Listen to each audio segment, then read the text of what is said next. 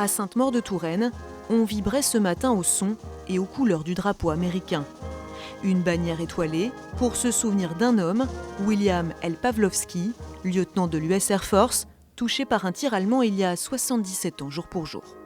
Tellement de soldats ont donné leur vie, soldats étrangers ont donné leur vie pour que la France soit libérée.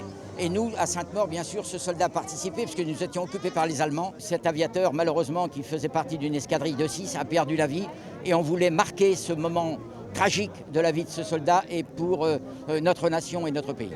Parti de la base anglaise d'Andover à bord de son bombardier P-38, le jeune pilote de 25 ans avait pour mission de détruire le viaduc de Bénaud, point stratégique reliant la ligne de chemin de fer Paris-Bordeaux. Jean-Paul Dessachet, 94 ans aujourd'hui, se souvient parfaitement de ce drame qui s'est noué dans le ciel de son village.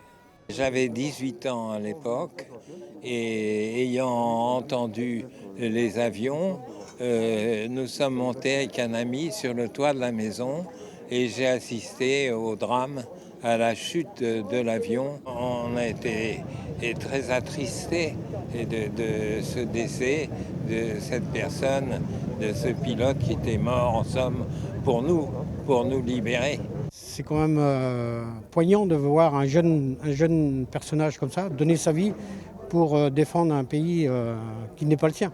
Une plaque commémorative en l'honneur du lieutenant Pawlowski a été dévoilée à l'issue de la cérémonie. Une façon de sceller à jamais le sort du héros de guerre avec celui de Sainte-Maure-de-Touraine.